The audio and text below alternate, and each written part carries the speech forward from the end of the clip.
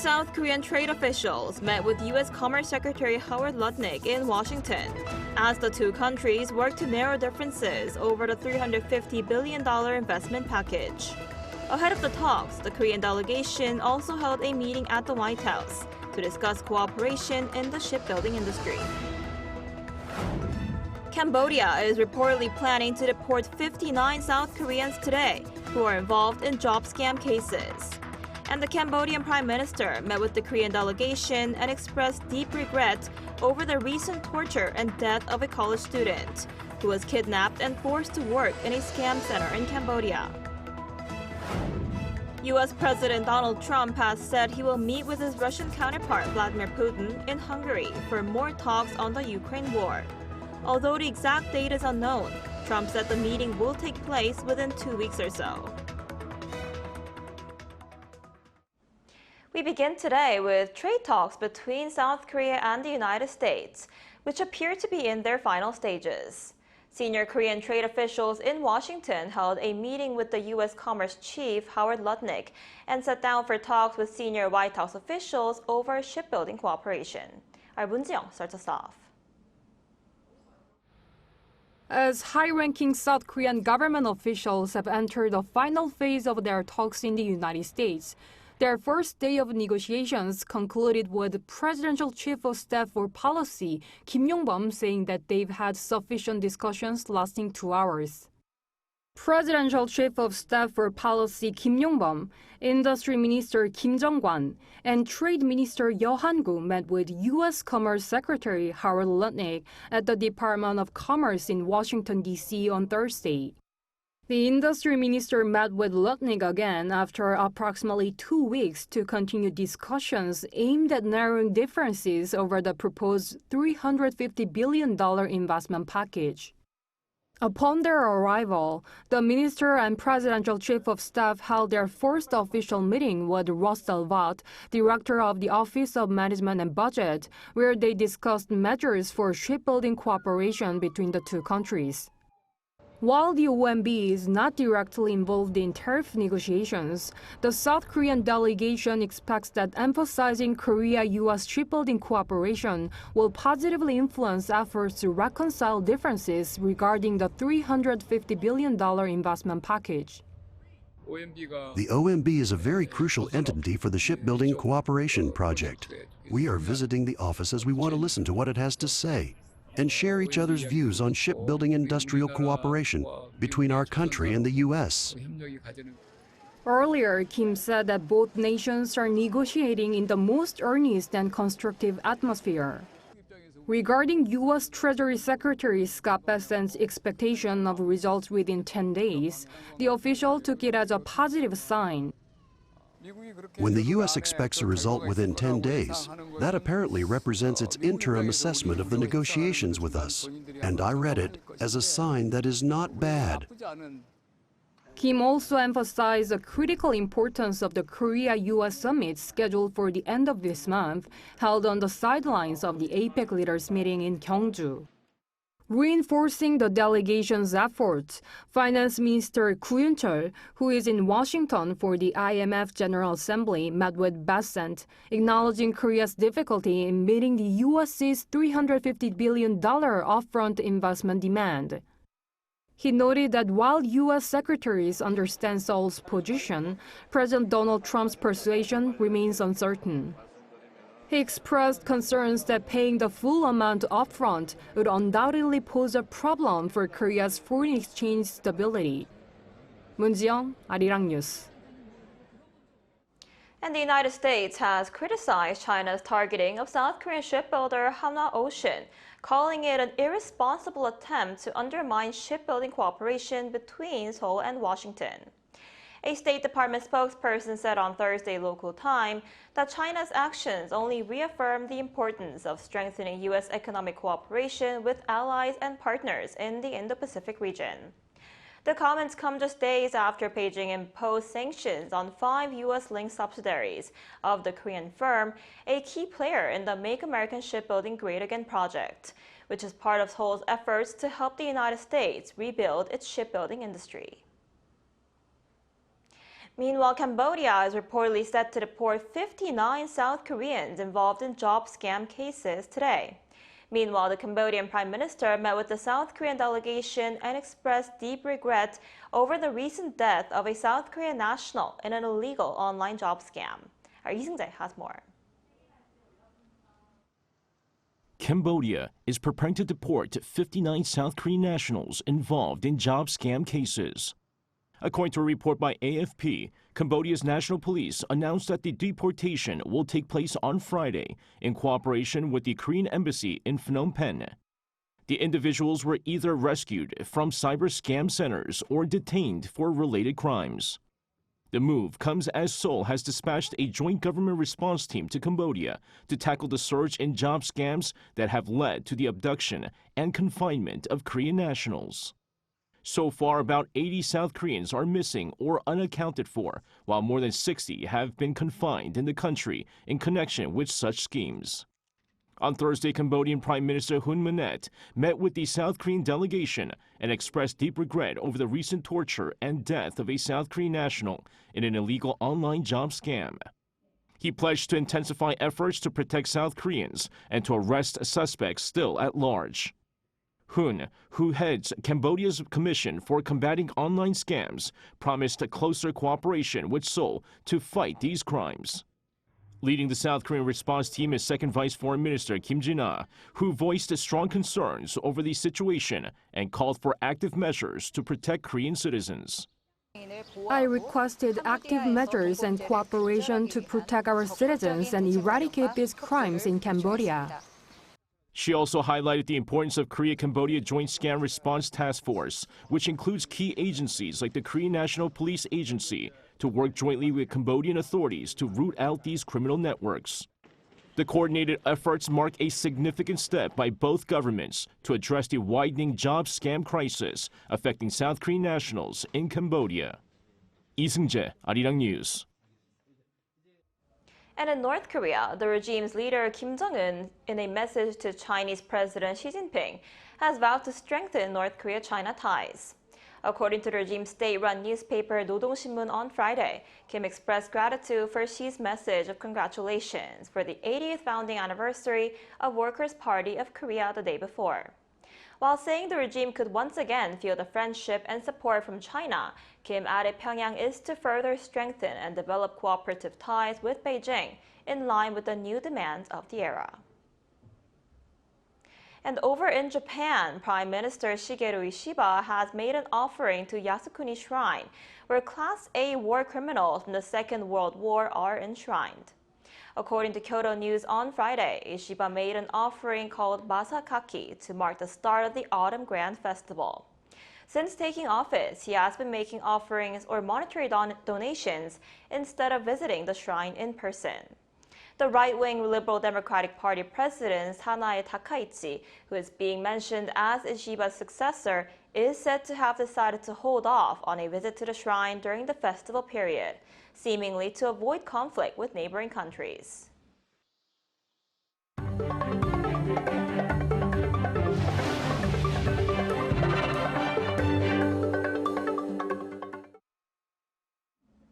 On the economic front, South Korea added 312,000 jobs in September, marking the largest on-year growth in 19 months. According to the Ministry of Data and Statistics on Friday, the number of employed people stood at 29.15 million last month. Notably, employment in service industries such as wholesale, retail, and accommodation and food services showed a distinct improvement, which the government attributes partly to livelihood recovery consumption coupons that began in July. However, employment in the manufacturing and construction sectors continued to decline, signaling persistent weakness in key industries. And the Nat'l Museum of Korea has welcomed more than 5 million visitors in 2025, a record for any year since its opening. In an announcement on Friday, the museum said the figure recorded as of October 15th marks an increase of 70% increase from the same period last year. In 2024, according to the art newspaper, only the Louvre Museum, the Vatican Museums, the British Museum, and the Metropolitan Museum of Art saw more than 5 million visitors, putting the National Museum of Korea on track for the global top 5 this year. Officials noted a significant rise in the number of foreign and young visitors, attributing the surge to the global popularity of Korean culture, particularly boosted by the success of K-pop Demon Hunters. On the cultural front, we take a look at a transformation of concert halls and museums that are becoming more interactive. Special lectures are now being held where audiences can listen to music of masters of classical music, accompanied by commentary from experts in the field, or sessions where the museum director explains the artwork before or after viewing the exhibition. Our Yunjin has more. A scene from the film Before Sunrise is projected on a large screen, along with the classical music featured in the movie's ending credits. In a concert hall typically reserved for orchestras and vocalists, a former radio producer takes the stage to explain the life and music of Baroque master Johann Sebastian Bach. I've worked in classical radio broadcasting for over 30 years. Throughout my career, I've always thought about how to make classical music more accessible and enjoyable to more people. On a weekday afternoon, the venue's lobby is bustling with middle-aged and older attendees who've given up their lunch breaks to attend this free lecture that they've registered for in advance. The lecture sessions that blend musical insights with references to films and famous personalities associated with classical music are fully booked. I've been attending the lectures from the first session. I'm really interested in classical music. I've been to concerts before, but this is my first time studying and learning about it through a lecture like this. 3 lectures remain through November, focusing on the music of Haydn, Mozart, and Beethoven. Museum director Yoo Hong-jun, well known for his book My Exploration of Cultural Heritage, uses his signature lecture style to break down the value and cultural spirit of early Joseon Dynasty art. These lectures are connected to ongoing exhibitions at the National Museum of Korea, including topics like white porcelain, calligraphy, paintings, and Buddhist sculptures. The layered multimedia presentations, complete with presentation slides and historical background, attracted an eager audience who managed to secure seats despite fierce competition during online reservations. The venue that seats hundreds was packed. When I heard that director Yoo Hong-jun would be giving a lecture, I waited a long time for this date. It was really hard to get a spot through online registration. After the lecture, I'm planning to see the exhibition New Nation, New Art. For those who haven't seen the exhibition, the lecture serves as a preview. For those who have, it becomes a review. Viewing ancient art can be difficult if you're not an expert, but after attending a lecture, you can better understand why early Joseon art is meaningful, beautiful, and worth preserving. As concert halls filled with classical music and museums housing cultural treasures become infused with in-depth knowledge, they are evolving into a cultural space with a new purpose, a venue for artistic learning and lectures. Yunjin, Arirang News.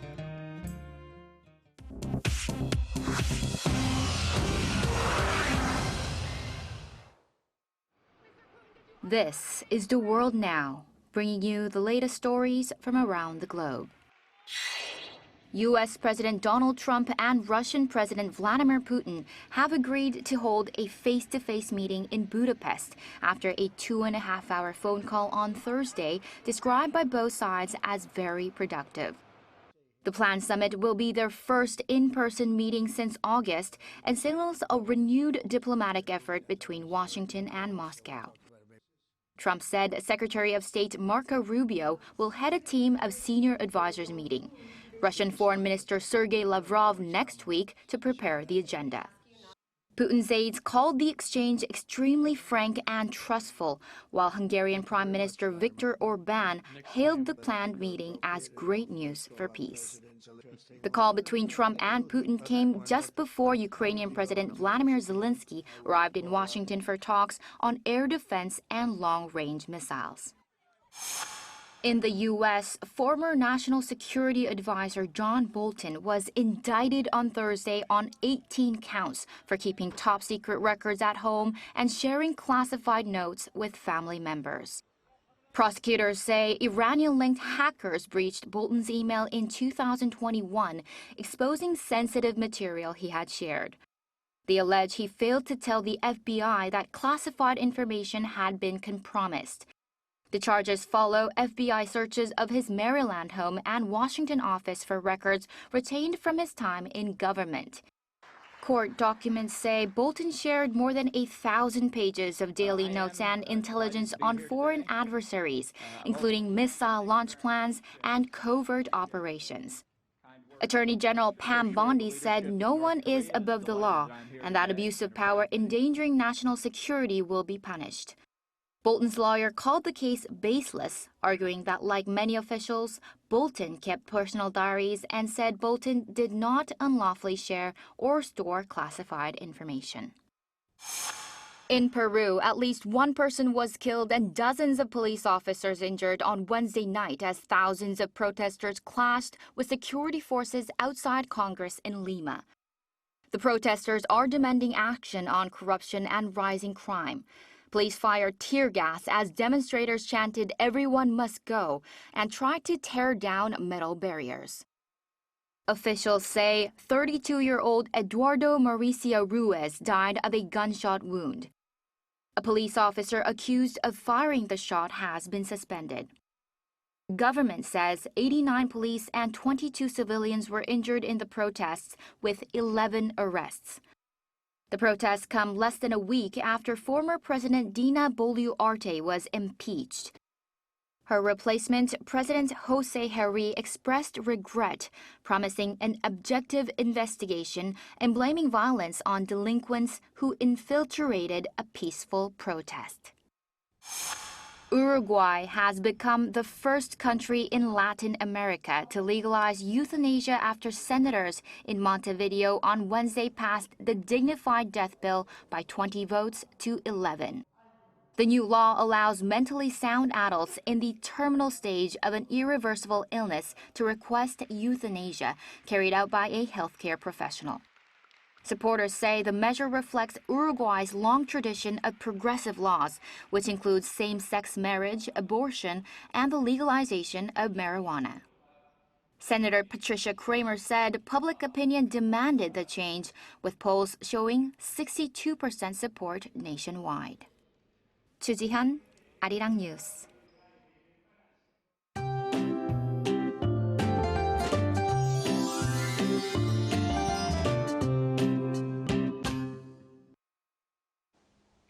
We had pleasant autumn weather in the capital area yesterday, and we're wrapping up the week with a sunny morning.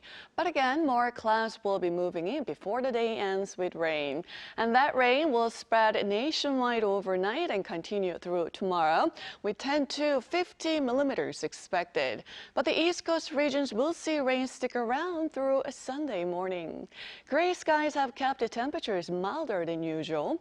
However, once that whole rain system moves out, we're expecting a big chill to arrive with the capital, waking up to a low of just 5 degrees Celsius on Monday. But this afternoon, temperatures will warm up nicely, reaching up to 24 degrees in both Seoul and Daegu, Gwangju topping out at 25 degrees. When that early winter-like morning arrives next Monday, we could even see the season's first snow falling in the mountain areas of Gangwon-do, with the season's first frost in inland areas. Speaking of which, the east of Gangwon-do could see more wet weather through early next week.